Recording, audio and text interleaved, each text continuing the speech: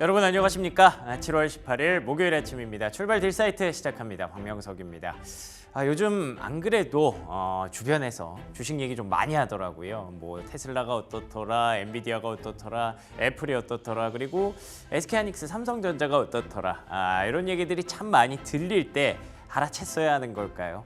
시장이 조금은 뭐 많이 올라갔기 때문에 이런 얘기들이 나오는 거고, 이런 얘기가 나오면 또 시장이 한참 그때 부러진다는 걸 우리가 배워서 알고 있었는데 조금은 뭔가 무시하려고 했던 게 이번에 큰 화를 좀 불러일으키지 않았나라는 생각이 듭니다. 간밤에 보신 분들은 아시겠지만 뉴욕 증시가 좀 크게 부러지는 모습이 있었습니다. 이 흐름들 지금부터 하락장의 시작일지 아니면 오늘 하루 만의 이슈였을지 그 내용들 담아서 브리핑 뉴욕으로 한번 정리해 보시죠. 자, 뉴욕 증시 마감 상황부터 보겠습니다. 보시는 것처럼 빨간색 화면이 다우지수 말고는 없습니다.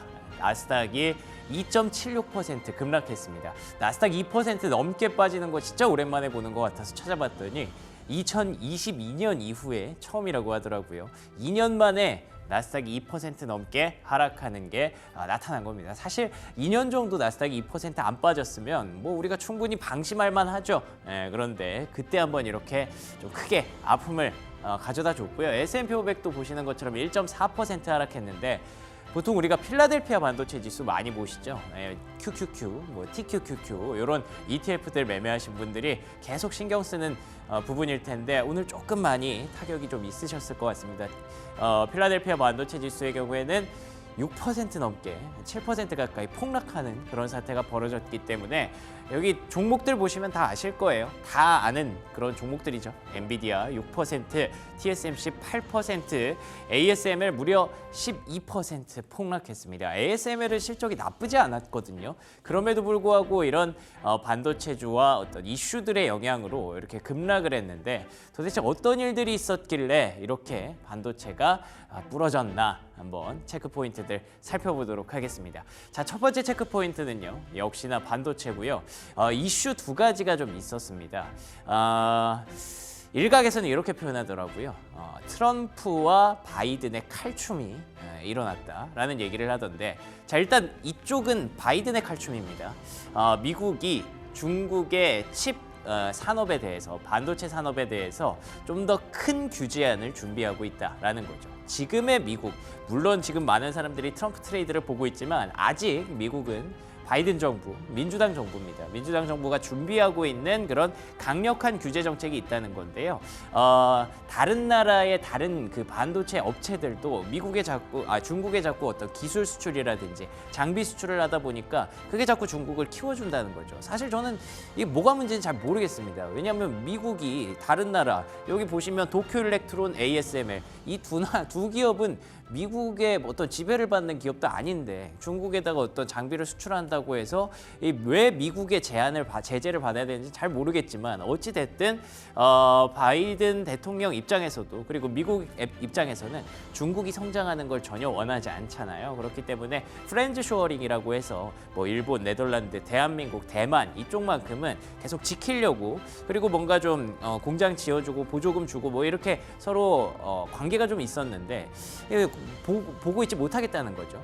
그러면서 이제 이렇게 강력한 제재안을 준비하고 있다라는 것만으로 바이든의 칼춤이 벌어졌고요. 그리고 또 이제 트럼프의 칼춤은 보시는 대로 그대로입니다.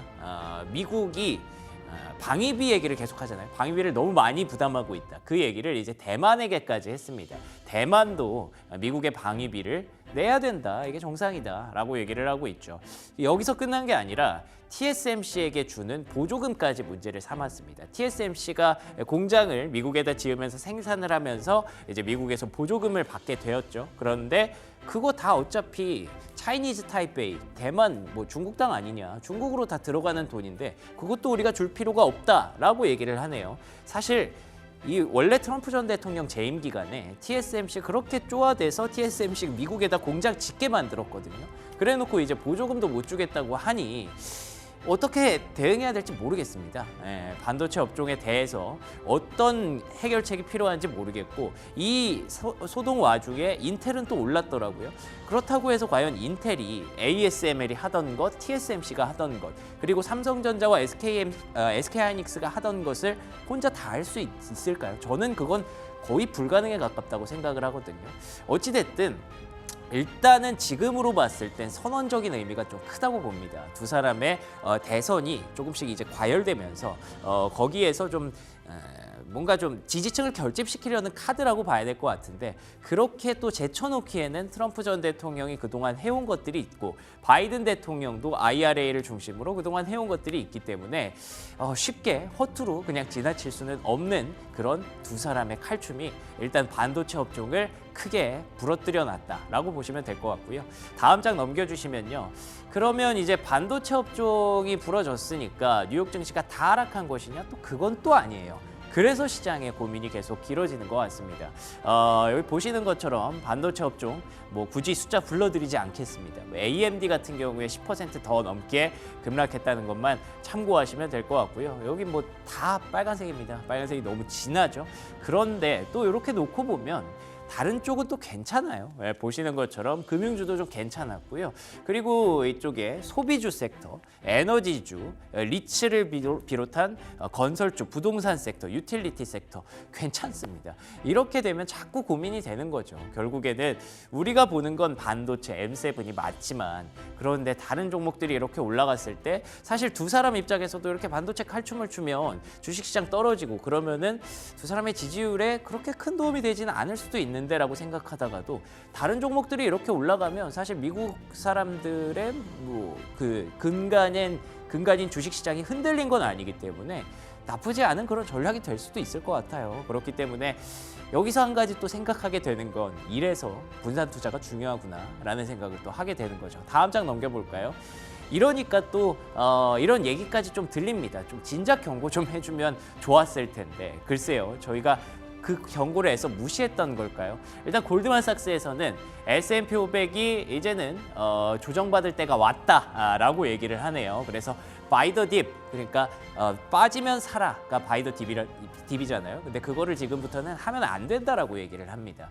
왜 이제 와서 이런 얘기를 하는지 모르겠지만 세 가지 이유를 들고 있네요. 원래 전통적으로 7월 17일이 상승장이 끝나는 날이래요. 이게 도대체 무슨 말인가 하고 찾아봤더니 그게 이제 만기일과 관련이 돼 있다고 하더라고요. 옵션 만기가 정리되면서 그 청산 물량이 나올 수 있는 그런 날이라고 하고요. 자, 그리고 두 번째가 이제 실적에 대한 우려입니다. M7에 대해서 기대감이 너무 높은데 그 기대감이 높은 것을 과연 충족시켜줄 수 있겠느냐라는 얘기고요. 그리고 세 번째가 7월 말부터 이제 미국의 휴가 시즌이 시작된다는 거죠. 그러면 시장의 유동성이 빠져나갈 수밖에 없다. 이렇게 세 가지 얘기를 하고 있는데 그렇게 되면 하락장의 이제 시작인가라고 생각할 수가 있죠. 뱅크 오브 아메리카에서도 그 부분을 지적을 합니다. 이제 S&P 500이 한 5에서 10% 정도 풀백 하락할 수 있다라고 얘기를 하는데 그러면 진짜 하락장의 시작인가라고 보기에는 여기는 조금 다른 입장이에요. 대선 불확실성이 시작됐기 때문에 조정이 나올 수는 있지만 그 대선 불확실성이 지나가고 나면 그때는 다시 정신을 차릴 것이다, 시장이. 그렇기 때문에 반대로 여기서는 바이 더 딥, 빠지면 사라 하지 말라 그랬고 여기는 빠질 때 사라는 뜻이잖아요. 그렇기 때문에 두 가지의 선택지가 좀 같이 나오고 있는데 어찌됐든 두 가지의 공통점, 지금은 조정의 타이밍이 좀 오기는 한 것 같습니다. 자, 그러면 다음 장 체크 포인트 넘어가 보도록 하겠습니다. 두 번째 체크 포인트는요. 연준에서 이제 나온 베이지북 얘기를 좀 해야 될 것 같습니다. 여기서도 뭐 크게 다른 얘기는 없어요. 향후 6개월 동안 성장이 둔화될 수 있다. 사실 우리가 물가에 대해서 많이 고민을 했었잖아요. 그런데 물가와 금리나 스케줄이 어느 정도 맞아 떨어지기 시작했죠. 그거에 대해서는 이제 고민이 끝났고 파월 의장도 이제 고용 시장의 어떤 둔화에 대해서 계속 얘기를 하고 있는데 그거에 조금은 이제 포커스를 맞추고 있는 그런 내용이었다라고 보시면 될 것 같고요. 뭐 특별한 내용은 없었습니다. 여기도 이제 세 개 경고를 하고 있죠. 일렉션, 대선, 그리고 geopolitical uncertainty, 지정학적 불확실성. 그런데다가 이제 뭐 인플레이션까지 더해서 요 3개 정도가 이제는 향후 6개월 동안 좀 불안하다라는 얘기를 하고 있는데 계속해서 이런 악재성 얘기들만 좀 들릴 수밖에 없는 것 같네요. 자, 다음 체크 포인트 한번 확인해 보도록 하겠습니다. 자, 마지막 체크 포인트는요. 혹시 이러면 얘기가 달라질까요? 바이든 대통령이 본인 스스로 자진 사퇴 의사가 있다라고 얘기를 했어요. 근데 조건이 있습니다. 메디컬 컨디션이 이머지드, 아주 위태로운 상황인데 본인이 그렇게 생각할 리가 없잖아요. 내 그 상태가 지금 많이 위독하고 안 좋으면 나 사퇴하겠다라는 건 다시 반대로 말하면 사퇴 안 하겠다라는 뜻이죠. 그렇기 때문에 요거에 대한 변동성은 뭐 앞으로도 지속될 것 같고요. 지금 민주당 안에서도 계속 그 교체 얘기가 나오고 있고 바이든 대통령도 많은 고민을 하고 있을 것 같기는 합니다. 뭐 여러 가지 인터뷰 쭉 살펴보니까 나는 원래 그 과도기를 담당하기 위한 타자였다라는 얘기도 하고 있더라고요.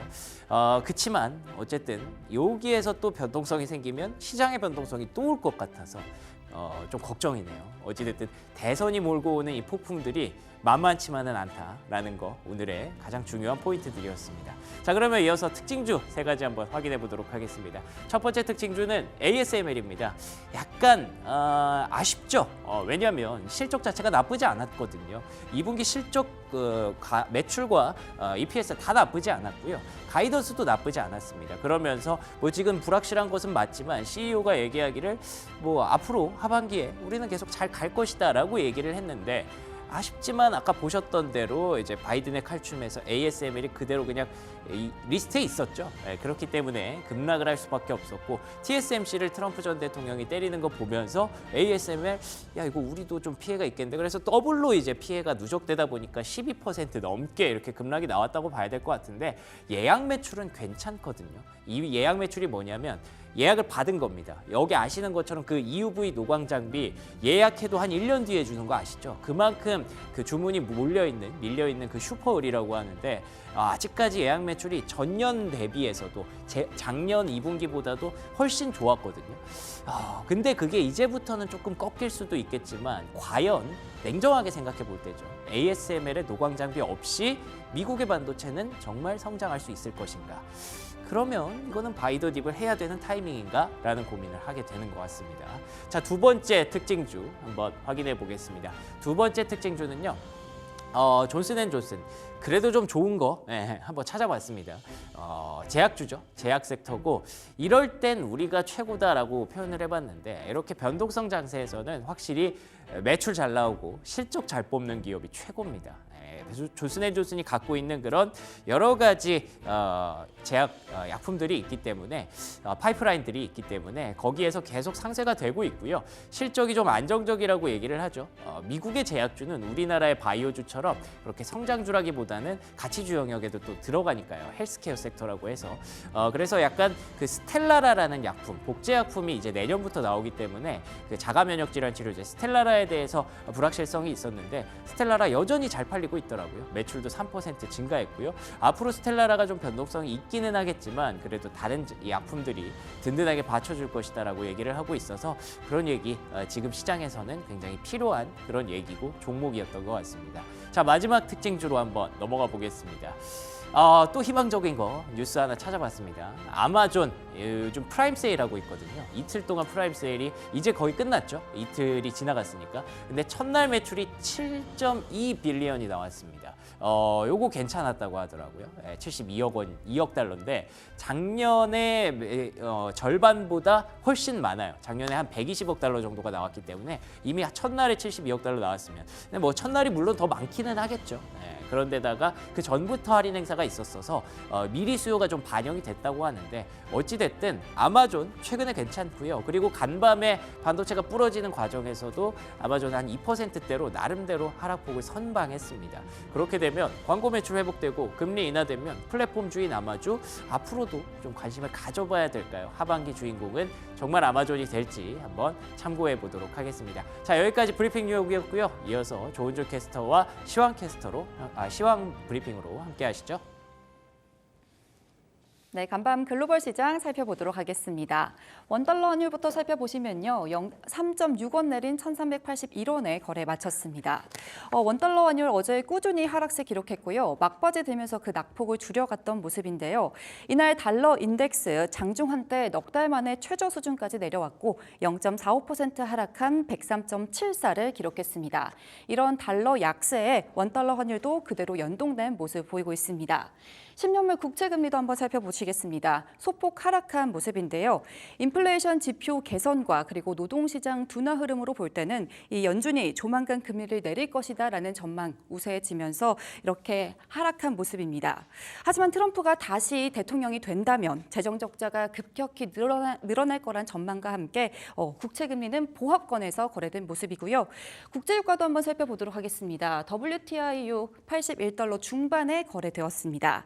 미국의 달러 가치가 하락하고 원유 재고가 급격하게 줄면서 2% 넘게 급등한 모습인데요. 다만 천연가스는 6% 가까이 급락세로 전환했습니다. 이어서 원자재 시황도 한번 살펴보도록 하겠습니다. 금 선물 어제 차익 실현 매물 나오면서 0.21% 하락했습니다. 하지만 올 초에 중동의 지정학적 리스크와 함께 안전자산 선호 현상이 생겼던 만큼 올 하반기 금값 계속해서 꾸준히 상승세 이어왔고요. 이달 들어서도 6% 가까이 올랐습니다.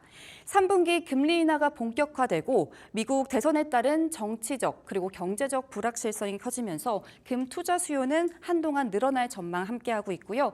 은 가격도 3% 넘게 하락했고 구리도 약보합권에서 거래 마쳤습니다. 이어서 곡물 시장도 한번 살펴보시면요. 대부분 상승 거래 마쳤습니다. 소맥 선물은 2% 넘게 올랐고요. 옥수수, 대두, 밀 선물 모두 강보합권에서 거래 마쳤습니다. 이렇게 원자재 시황까지 알아보았습니다. 이어서 프리미엄 미국 주식 시작하도록 하겠습니다.